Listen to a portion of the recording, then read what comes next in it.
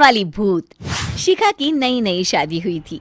उसका मायका और ससुराल दोनों कानपुर में ही थे, इसलिए उससे मिलने उसके भाई अक्सर आते जाते रहते थे। ये बात शिखा की सास मीना को बिल्कुल पसंद नहीं थी।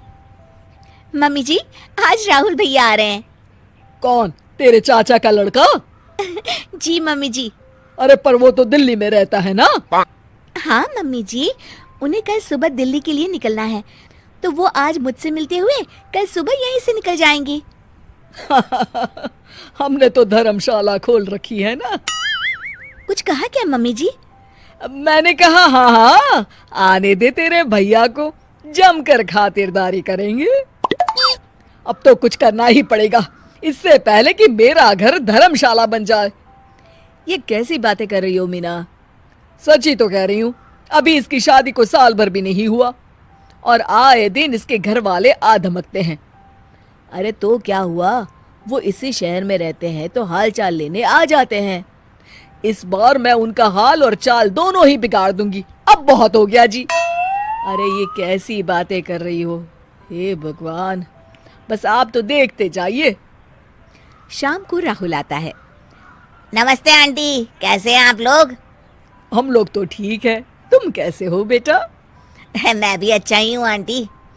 बस आज रात के बाद नहीं रहोगे। चलिए भैया, मैं आपको हमारा घर दिखाती हूँ। रात में खाने के टेबल पर शिखा, रोहित कहीं दिखाई नहीं दे रहा। जी भैया, वो ऑफिस के काम से बाहर गए हैं, कल शाम तक आएंगे। अच्छा अच्छा। बेटा, क्या तुम भूत प्रेत में मानते हो? नहीं नहीं आंटी जी, पर अचानक आपको ये ख्याल कहाँ से आ गया? पता नहीं क्यों, कभी कभी मुझे लगता है जैसे रात के समय बैठक में कोई घूमता रहता है। ये आप क्या कह रही हैं मम्मी जी? हाँ, तुम लोग घबरा ना जाओ, इसलिए मैंने आज तक इस बारे में कुछ नहीं कहा। ये आपका वहम होगा आंटी जी, ऐसा कुछ नहीं होता। हो सकता है। चलो अब मेरा सोने का टाइम हो गया है तो चलती हूँ मैं। शिखा बेटा, राहुल के सोने की व्यवस्था वहीं दीवान पर कर देना। जी पापा जी। अब चलिए भी।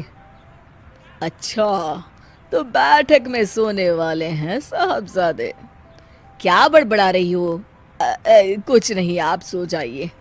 मीना और महेश के सोने के बाद शिखा और राहुल आपस में बात कर रहे होते हैं, तभी डोरबेल बजती है। अरे आप! सरप्राइज! काम जल्दी खत्म हो गया तो मैं आज ही चला आया। ये तो बहुत अच्छा किया। देखिए राहुल भैया भी आए हुए हैं, आप दोनों का मिलना भी हो जाएगा। कैसे हो रोहित? मैं तो ठीक हूँ भैया। शिखा, मैं भी आज यहीं सो जाता हूँ, राहुल भैया से बातचीत भी हो जाएगी। अच्छा अच्छा, ठीक है। मीना आधी रात को उठती है, कंबल मुंह से पैर तक ओढ़ के डंडा लेके बैठक में आती है और देखती है दीवान पर चादर ओढ़े कोई लेटा हुआ है। देखो तो कैसे मजे से सो रहा है बहन के ससुराल में। मीना ताबड़तोड़ 4-5 डंडे मार देती है।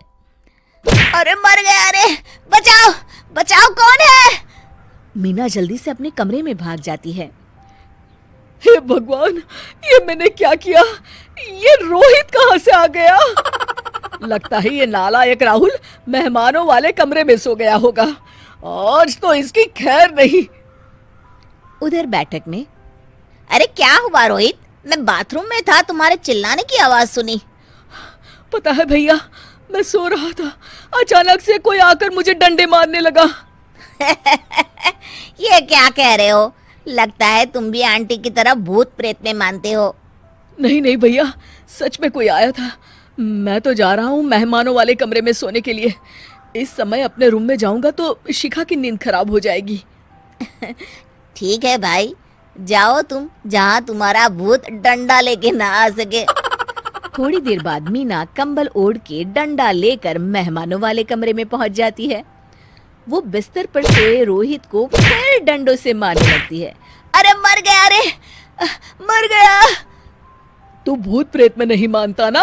ये ले, अब डंडे खा। हैं? ये तो माँ की आवाज है। रोहित कंबल खींच देता है। बेटा तू! अरे ये क्या कर रही हो माँ? मार मार के मेरा भरता बना दिया आपने। हाय, माफ कर दे मेरे लाल, मैंने तो तुझे ही मार मार के लाल कर दिया। मैं तो उस राहुल के बच्चे को सबक सिखाना चाहती थी।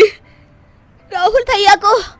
हाँ बेटा, मुझे लगा अगर उसे डंडे मारूंगी तो शिखा के मायके वाले यहाँ आना छोड़ देंगे। हे भगवान, माँ, ये घर शिखा का भी है, उसके घर वाले जब चाहे आ सकते हैं। हाँ बेटा, आज मुझे भगवान का इशारा समझ में आ गया। मैं कितना गलत करने चली थी और अपने ही बेटे को चोट पहुंचा दी। अब चुपचाप जाके सो जाओ माँ, और किसी को कुछ बताने की जरूरत भी नहीं है। शिक्षा दूसरों का बुरा चाहने वालों के साथ भी बुरा ही होता है।